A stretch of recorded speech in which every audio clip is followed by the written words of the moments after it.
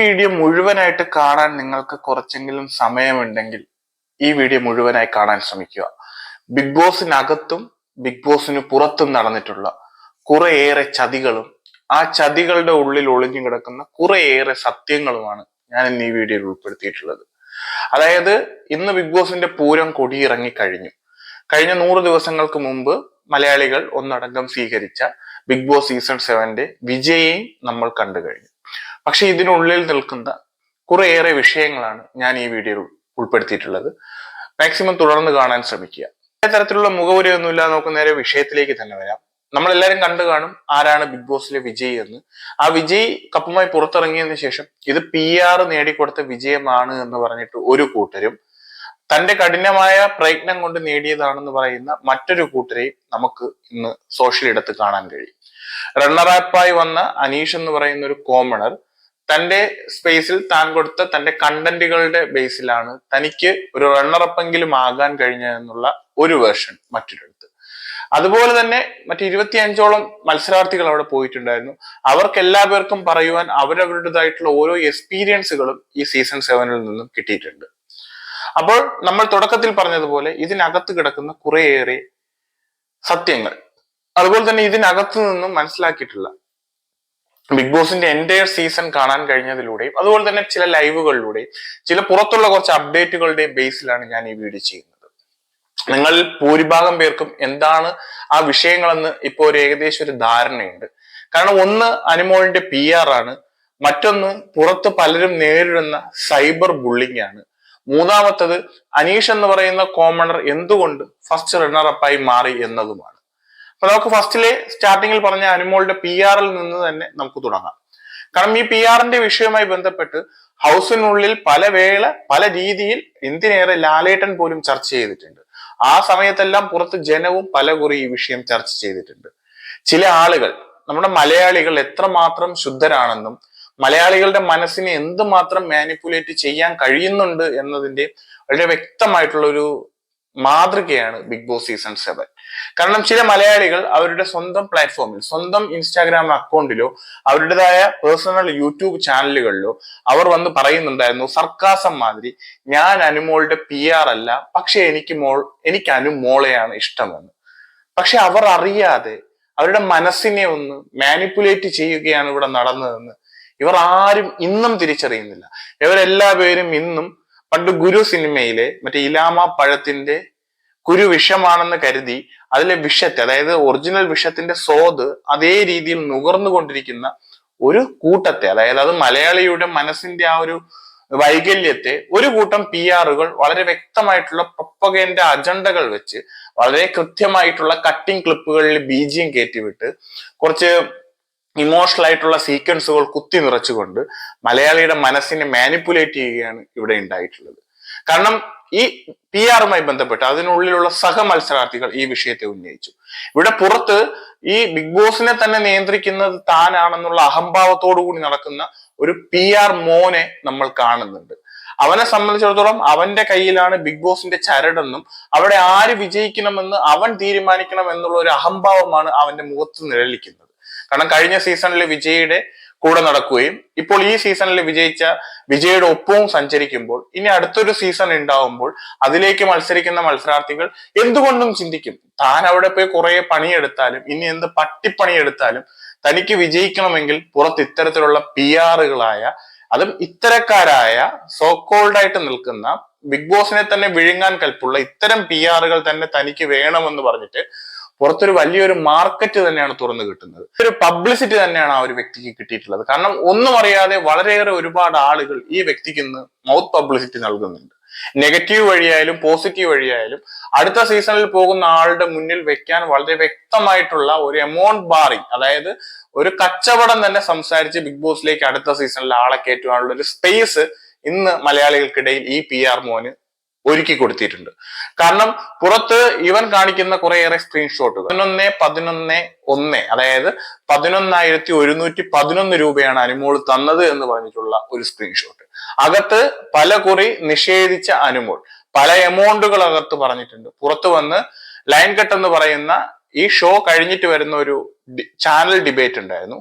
അതായത് അവിടെ ആങ്കർ ആയിട്ടുള്ള ഒരാള് ഈ പറയുന്ന അനുമോളുമായിട്ട് നടത്തിയിട്ടുള്ള ഒരു ചാനൽ ഡിബേറ്റ്. അതിനകത്ത് വളരെ വ്യക്തമായിട്ടൊരു എമൗണ്ട് പറയുന്നുണ്ട്. ഞാൻ 1,00,000 രൂപയാണ് ഈ പറയുന്ന PR മോന് കൊടുത്തത്, ഞാൻ വളരെ പിശുക്കിയാണ്, ഇനി ഒന്നും കൊടുക്കാൻ ഞാൻ ആഗ്രഹിക്കുന്നില്ല എന്ന്. പക്ഷേ ഇതേ സമയത്ത് പുറത്തു നടക്കുന്ന മറ്റൊരു കാഴ്ച എന്ന് പറയുന്നത്, ആ എമൗണ്ട് പറഞ്ഞതിന് ശേഷം ഈ പറയുന്ന PR മോൻ തന്നെ പറയുന്നുണ്ട്, എനിക്കിനി 14 ലക്ഷവും 15 എന്തോ ഫിഗർ അത്രയാണ്, ലക്ഷങ്ങളാണ്, 14 ലക്ഷം ആ ഒരു ഫിഗറിലാണെന്ന് തോന്നുന്നു, എനിക്ക് അത്രയും തന്നെ ഇനി മേടിച്ചെടുക്കാൻ, അതായത് കിട്ടുവാനുണ്ട്.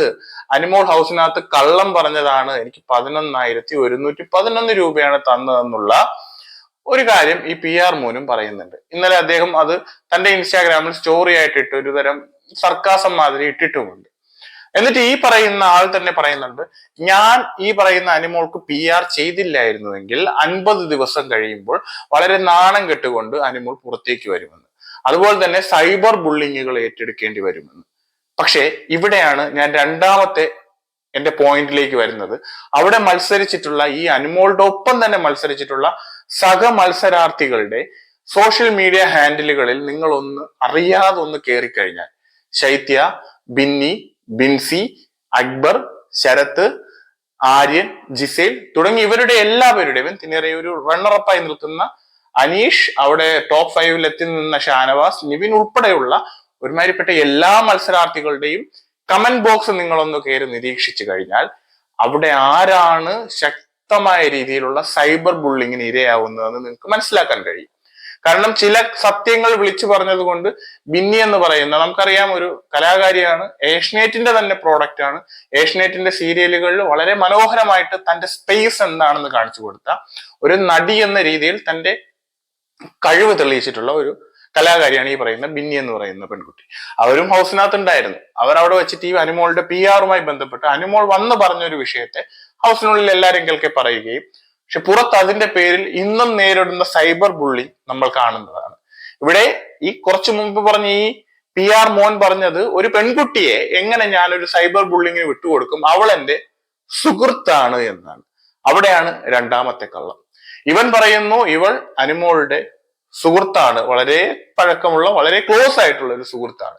പക്ഷെ ഇതേ അനിമോൾ അകത്ത് പറഞ്ഞത്, എനിക്ക് വളരെ കുറച്ചായിട്ട് പരിചയമുള്ള, ഒരുപാട് നല്ല വലിയ PR ആണെന്ന് തിരിച്ചറിഞ്ഞതിന് ശേഷം ഒരുപാട് പേരുടെ ഒരു എന്താ പറയാ ഗൈഡ് ലൈൻ കിട്ടി, ഒരുപാട് റിവ്യൂ ഒക്കെ കണ്ടതിന് ശേഷം ഞാൻ കൊടുത്ത ഒരു PR ആണ് അതെന്ന്. പക്ഷെ പുറത്ത് PR മോൻ പറയുന്നത് എന്റെ സുഹൃത്താണ് അനിമോൾ എന്ന്.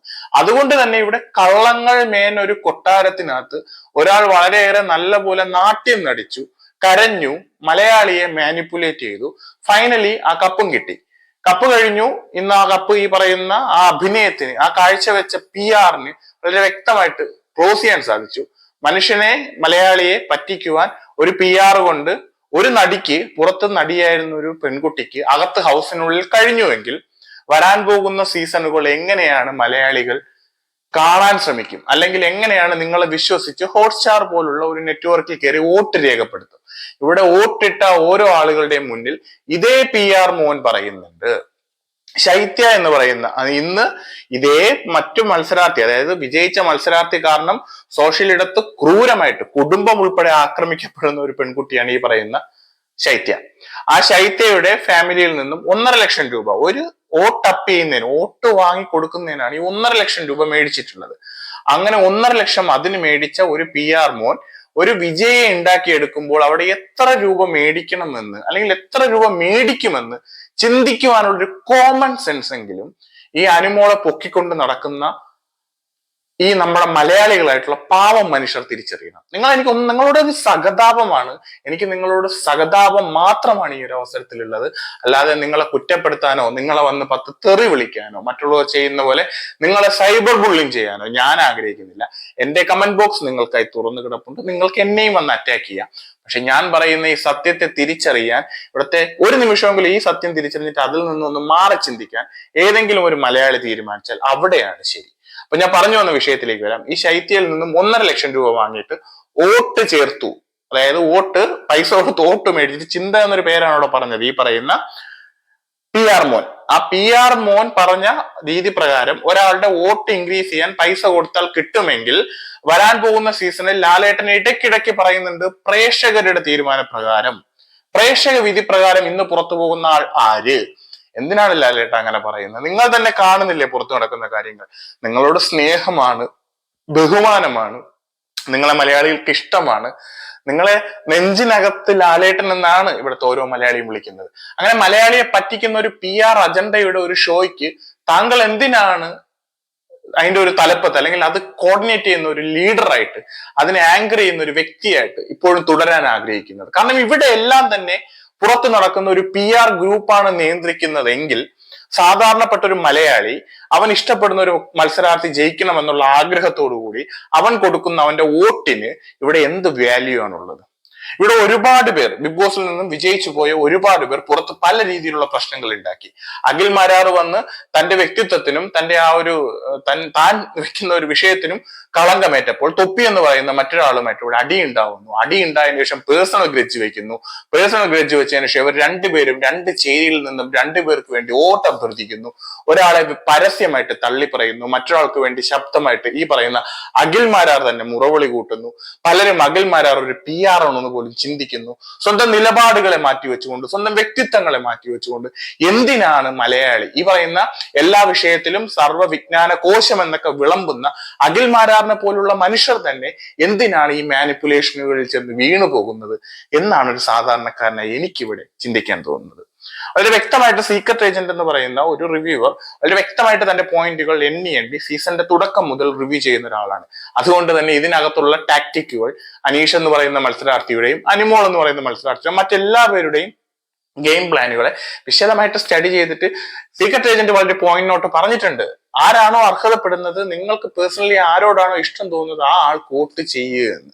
അല്ലാതെ ഇവിടെ ഒരു കൂട്ടം PR നിയന്ത്രിക്കുന്ന ചട്ടുകത്തിന് ഒരു ഷോ, ഒരു വളരെ വലിയ ഒരുപാട് ഇൻവെസ്റ്റ്മെന്റുകൾ വരുന്ന, ഒരുപാട് പേരുടെ എഫേർട്ടുള്ള, ലാലേട്ടൻ പറയുന്ന പോലെ ഒരുപാട് പേർ രാവും പകലും ഇല്ലാതെ കഷ്ടപ്പെടുന്ന ഒരു ഷോയുടെ നിലവാരത്തെ തന്നെ നശിപ്പിക്കുന്ന രീതിയിൽ, അതിൽ നിന്നും ഒരുപാട് പേരുടെ പ്രയത്നത്തെ തല്ലിക്കെടുത്തുന്ന രീതിയിൽ ഒരു മത്സരാർത്ഥിയെ വിജയിപ്പിച്ചു കൊണ്ടുവരുന്നതിലൂടെ ഈ ഷോ കണ്ടന്റ് ചെയ്യുന്നവർ എന്ത് മെസ്സേജാണ് പൊതുജനത്തിന് കൊടുക്കുന്നത്?